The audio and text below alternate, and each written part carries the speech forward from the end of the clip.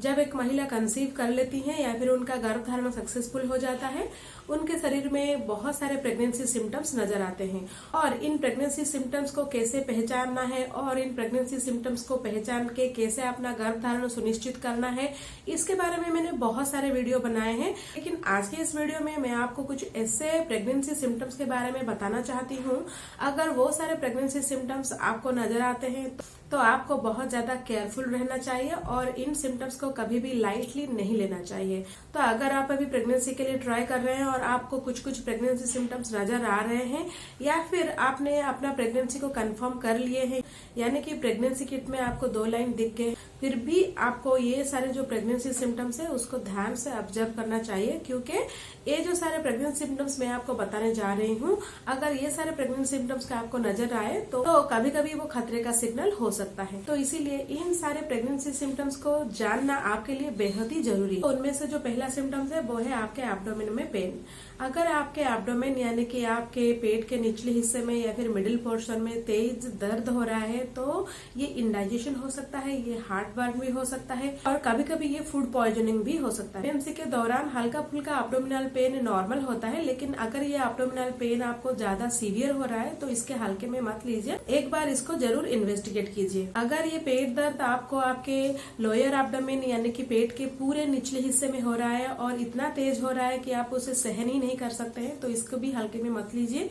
क्योंकि बहुत ज्यादा तेज दर्द जो कि आराम करने के बाद भी ठीक नहीं हो रहा है, ये एक्टोपिक प्रेगनेंसी हो सकता है या फिर मिसकैरेज भी हो सकता है। इसके अलावा अगर प्रेगनेंसी के दौरान आपको फीवर आ रहा है, अगर आपका टेम्परेचर 37.5 डिग्री से ज्यादा हो रहा है और आपको सर्दी जुकाम भी नहीं है तो हमेशा ही ये जो फीवर को हल्के में मत लीजिए।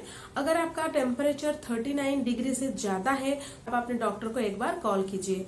प्रेगनेंसी के दौरान आपका बॉडी टेम्परेचर आधा डिग्री या फिर 1 डिग्री ऊपर रहना आम बात है, लेकिन अगर आपका टेम्परेचर 37.5 डिग्री से ज्यादा है या फिर 39 डिग्री से ज्यादा है तो एक बार अपने डॉक्टर्स को जरूर कंसल्ट कीजिए। इसके अलावा अगर आपको धुंधला दिख रहा है यानी कि आपको ब्लर्ड विजन हो रहा है, आपके आंखों के सामने एक पैच जैसा यानी कि येलोइश या फिर पीला स्पॉट हमेशा नजर आ रहा है, आपको डबल विजन नजर आ रहा है यानी कि हर चीज 2-2 दिख रहा है तो इसको भी हल्के में मत लीजिए। अपने डॉक्टर को या फिर अपने गायनेकोलॉजिस्ट को इसके बारे में जरूर बताइए।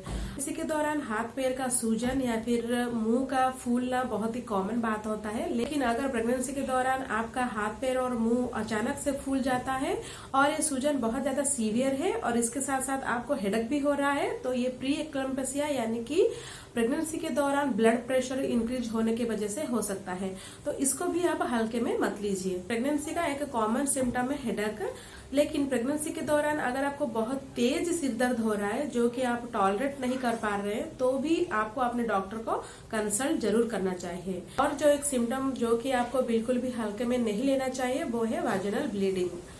ईयरली प्रेगनेंसी में कभी कभी वाजिनल स्पॉटिंग या फिर थोड़ा बहुत ब्लीडिंग हो सकता है, लेकिन अगर आपको ये ब्लीडिंग पेन के साथ हो रहा है, साथ ही साथ फीवर के साथ हो रहा है और ये जो ब्लीडिंग है बहुत ज्यादा हो रहा है, उसका जो कलर है वो रेड है और साथ ही साथ अगर क्लॉट्स भी पास हो रहे हैं तो बिना देरी के एक बार अपने गायनेकोलॉजिस्ट को जरूर कंसल्ट कीजिए। प्रेगनेंसी में जब आपका बच्चा आपके यूटेरस में ग्रो करते रहता है तो आपका यूटेरस आपके किडनी के ऊपर दबाव के डालने के कारण आपको बार बार पेशाब लग सकता है या फिर बार बार आपको यूरिनेट करने को मन करता है।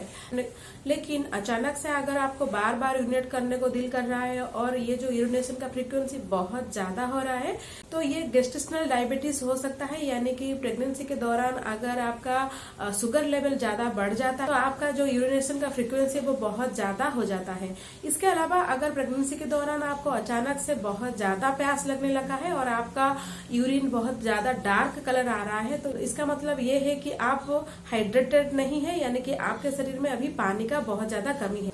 प्रेगनेंसी के दौरान पानी का कमी होना अच्छा नहीं होता है, ये आप पर भी और आपके बच्चे पर भी बुरा असर डाल सकता है। इसके साथ साथ यूरिन पास करते समय अगर आपको बर्निंग सेंसेशन हो रहा है यानी कि वहां पर जलन हो रहा है, आपका जो यूरिन है वो क्लाउडी यानी कि धुंधला दिख रहा है या फिर ब्लडी यानी कि उनके ब्लड फ्लैश हो रहा है या फिर उसमें तेज बदबू आ रहा है तो भी ये नॉर्मल नहीं है, तो इस बात पर भी आपको गौर करना चाहिए।